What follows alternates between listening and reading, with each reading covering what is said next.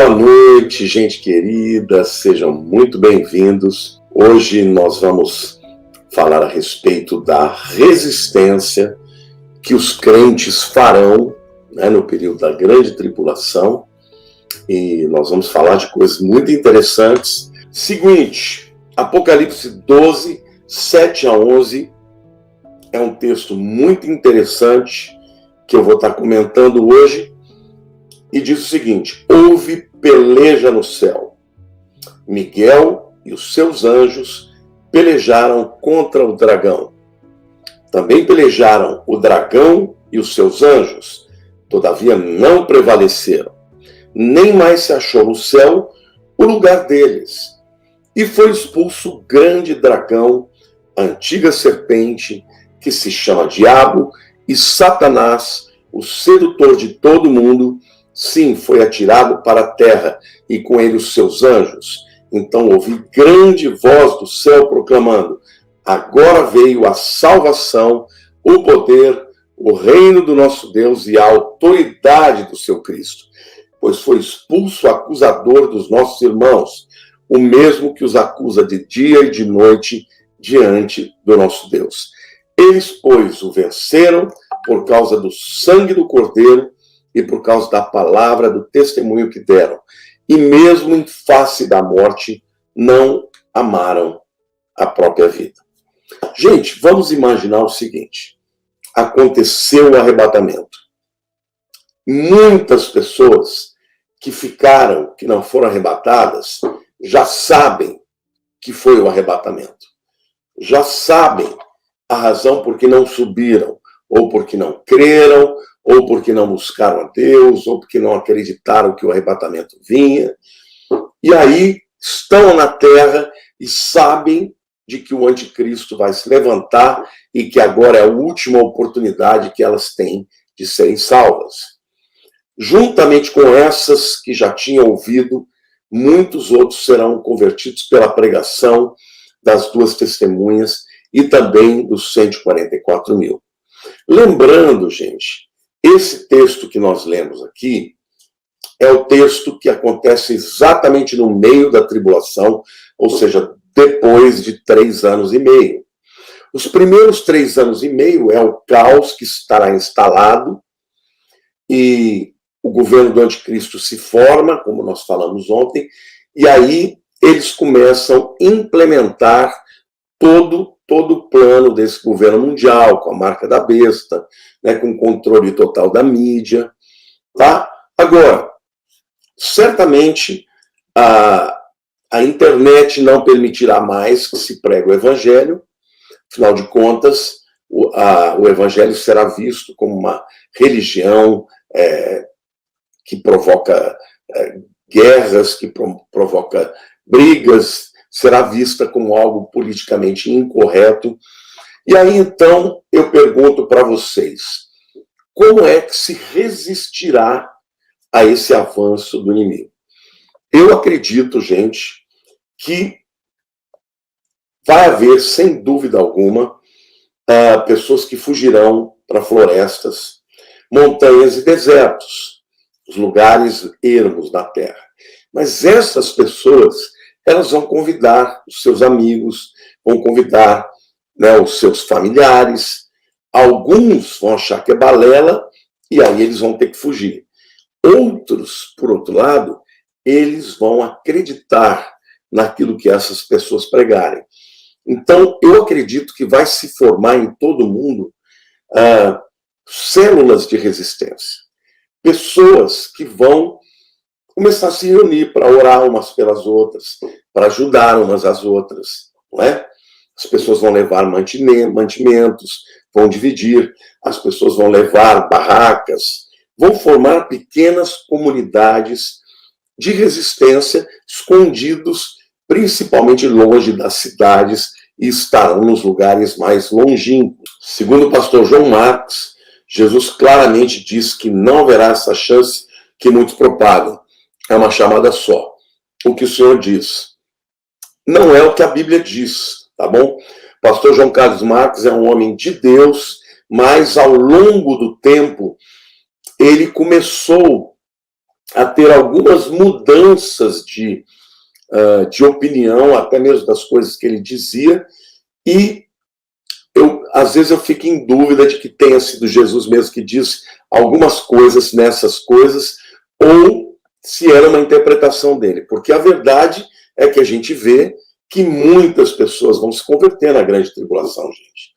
Porque senão não faria sentido as duas testemunhas pregarem e não faria sentido também os 144 mil. E quando você lê Zacarias, você vê claramente que haverá um choro, que os judeus vão clamar a Deus e haverá um grande arrependimento. Então, eu tenho convicção de que, sem dúvida alguma, haverá salvação na grande tribulação. Bom, eu creio que haverá, então, a formação de grupos de resistências que vão estar ainda no meio das cidades, tá? No meio da civilização, nesta primeira metade. Porque nesta primeira metade, gente, não se esqueçam, Satanás ainda estará, o anticristo ainda estará aparecendo alguém que vai fazer o mundo pacífico e coisa e tal, e, portanto, as suas leis não serão leis ainda de perseguição e morte, serão leis em que ele vai implementar e cada vez mais vai dificultar a vida das pessoas que não se submeterem às suas leis, como a marca da besta, as pessoas não vão poder comprar e vender, mas ainda não morrerão. Então, nesse período de transição, eu creio que os convertidos eles vão fazer um grande estrago dentro do projeto de Satanás, porque muita gente vai se converter, mas muita gente mesmo. A gente sabe que quando chegar a metade da tribulação, quando iniciar a grande tribulação, vai acontecer o que nós lemos aqui em Apocalipse 12, de 7 a 11. Ele diz assim: houve peleja no céu. Miguel, o arcanjo Miguel, e os seus anjos pelejaram contra o dragão. Também pelejaram o dragão e os seus anjos. Todavia, não prevaleceram, nem mais se achou no céu lugar deles. Bom, já que o dragão vai ser expulso, Satanás vai ser expulso do céu, não terá mais espaço para acusar, ele vai cair na terra e aí todo o seu ódio vai ser contra as pessoas, especialmente contra Israel, tá bom, gente? Agora, é importante saber que Satanás ele vai ter muitas estratégias. No período da grande tribulação, haverá muitas estratégias. A primeira delas é o discurso de paz enganoso. E a Bíblia diz, quando disserem paz, paz, não haverá paz, mas destruição. A segunda estratégia que ele usará será acusação. Lembrem-se que o texto está dizendo que o acusador dos nossos irmãos será expulso. E ele não poderá mais acusar diante de Deus. Então ele vai acusar onde? Aqui na terra. E uma das coisas que ele vai dizer para as pessoas é: não tem mais chance. Você pecou, você perdeu a oportunidade, agora aceita logo a marca, porque se você não aceitar, nem Deus te quer e nem nós vamos te querer. Então, isso haverá muita luta na alma, muita gente será enganada por esse discurso acusatório que Satanás sempre teve e sempre terá, viu, gente? Então, primeiro, o engano da mentira, da paz, que não vai ter paz nenhuma. Segundo, ele virá com acusação, com aquela palavra que a serpente jogou lá para Eva depois, E ele faz isso com a nossa vida também, Ele nos tenta e quando a gente cai na dele, aí ele nos acusa. Na grande tribulação, muita gente deixará de crer por causa disso, vai dizer, não tem mais jeito para mim, Deus não vai me perdoar, eu estou perdido e daí por diante. Uma terceira estratégia que ele vai usar, gente, é a violência, tá? Quando fala da palavra o grande dragão vermelho, o dragão nas escrituras é visto como um animal feroz, tá bom? Hoje a gente tem o dragão de Komodo, É um animal muito feroz, é o maior lagarto da Terra, ele morde as pessoas e as pessoas, ou os animais, eles ficam infectados, né, com o seu coquetel de bactérias e eles morrem. O dragão de Komodo, ele não precisa se esconder. Ele vem abertamente e ataca os animais. Às vezes ele fica de emboscada porque os animais têm medo dele e fogem. Mas o dragão na Bíblia é sempre sinal de poder, de violência. Então, quando começar a violência, só terá um jeito: fugir.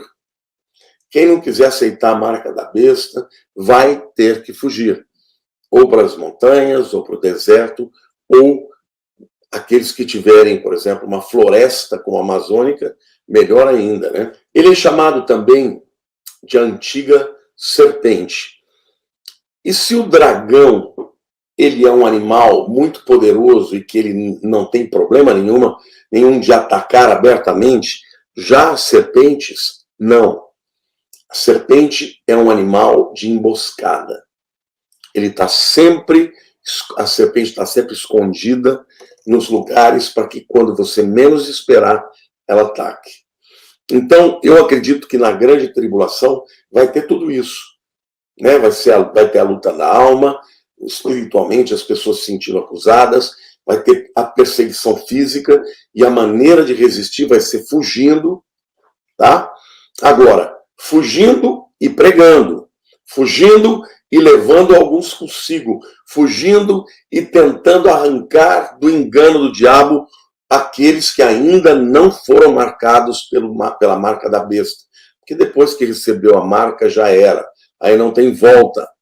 Outra coisa que também Satanás é chamado de o sedutor. Tá bom? O sedutor, por quê? Porque a sedução, ela sempre atrai as pessoas para o engano, para a armadilha.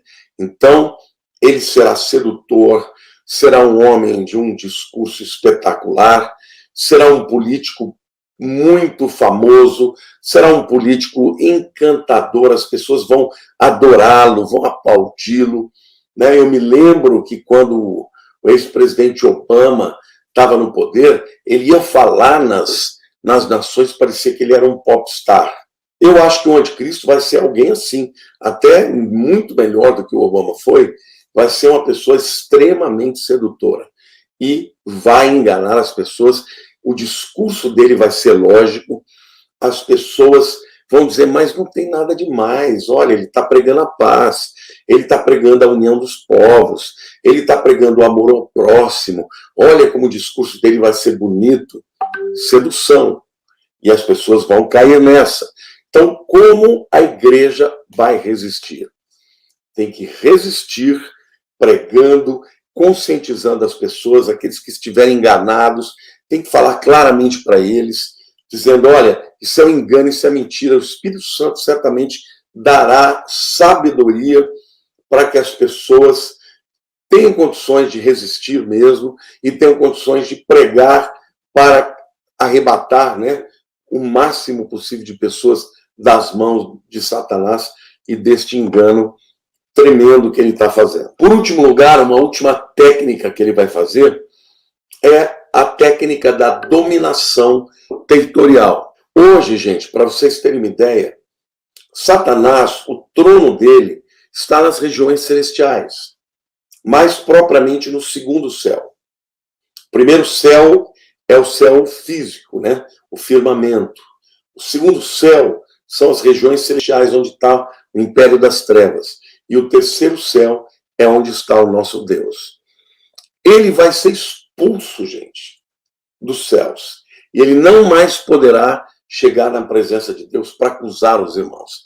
Então ele cai na terra, furioso, e ele vai dominar a terra inteira com todos os seus demônios. Olha que coisa interessante. Então, como é que nós, ou nós não, porque eu espero que nenhum de nós esteja lá, mas como aqueles que se converterem vão poder resistir? Nessa hora, a única resistência vai ser fugir, vai ser procurar lugares onde você não pode ser detectado. Ou então, você vai ter que resistir com a própria vida. Tá bom? É muito forte o versículo 11 do capítulo 12, que diz assim: eles, pois, o venceram. Né? Lembra que o capítulo 12 está falando aí de Satanás. Né? Eles, pois, o venceram por causa do sangue do Cordeiro e por causa da palavra do testemunho que deram, e mesmo em face da morte não amaram a própria vida. Presta atenção aqui, que aqui nesse versículo tem 3 maneiras de você, reveladas aqui, de você vencer Satanás, tá?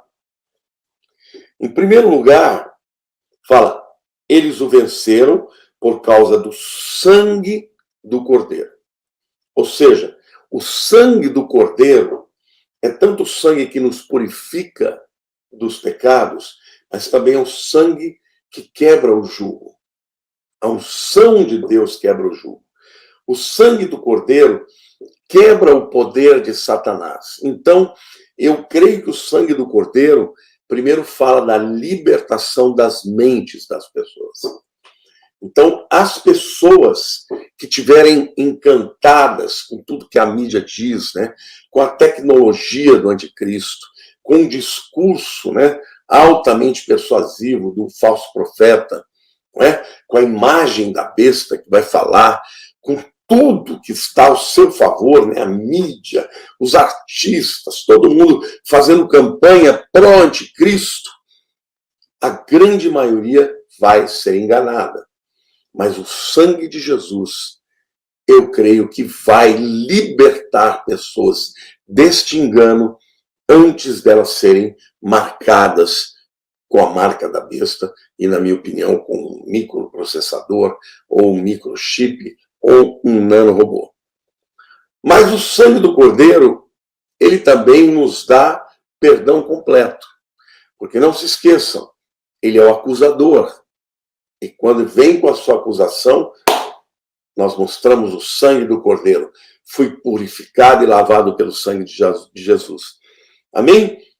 Então, primeiro é a purificação interior, é o perdão, é a quebra de cadeias interior. Em segundo lugar, é o sangue sendo usado para que a gente venha a proclamar a palavra com a libertação de muita gente que vai se converter nesse período. Mas também fala que eles o venceram pela palavra do testemunho. Então aqui eu quero dizer uma coisa para você. Vai ter muita gente pregando e resistindo. Alguns abertamente. Os 144 mil estarão pregando abertamente. Resistindo ao espírito do anticristo. Levando a palavra de Deus para que pessoas tenham a opção de escolher. Se elas de um lado vão ouvir o engano, do outro lado elas vão ouvir a verdade. E vão ter a opção de escolher. Então essa vai ser uma resistência aberta. Terão aqueles que terão uma resistência escondida, né? Vão para as florestas, para os desertos, para as montanhas, vão levar um grupo de pessoas, vão orar, vão interceder e vão fazer uma resistência espiritual, não um confronto direto. Mas terão aqueles que vão para o confronto direto. Vão pregar, vão denunciar que o anticristo é satânico, que as pessoas não devem se entregar a eles. A maioria vai rir, vai zombar, mas eu creio que haverá uma resistência explícita pelo poder do sangue de Jesus e pela palavra do testemunho. Olha que coisa tremenda. O sangue de Jesus tem poder. A gente usa isso, né? Eles venceram pelo sangue de Jesus, mas venceram também pela palavra do testemunho. Então, estas pessoas vão resistir.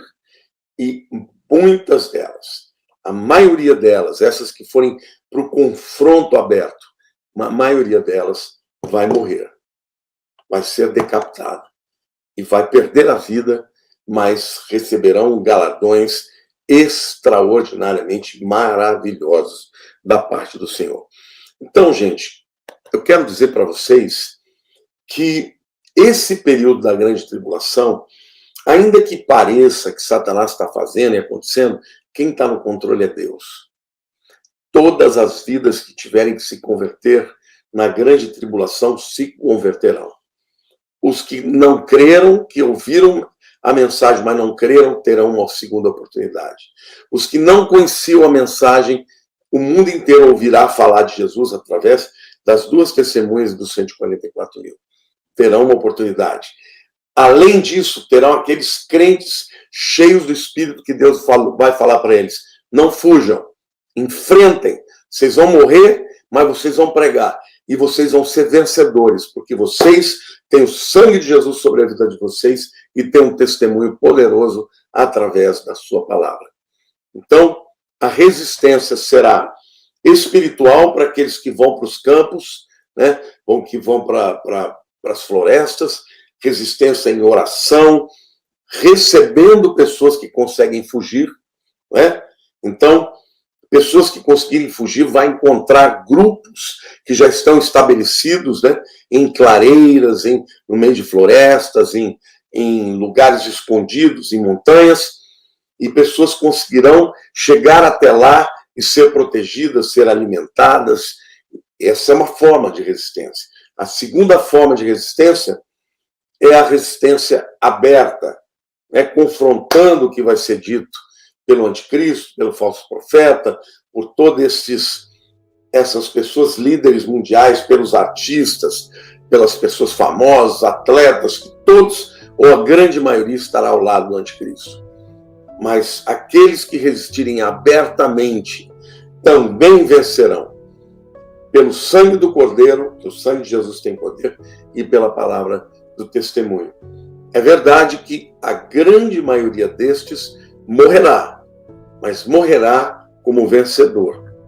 O texto diz, e mesmo em face da morte, não amaram a própria vida. Amém? Beijo para todo mundo. Até amanhã às 19 horas. Fiquem com Deus.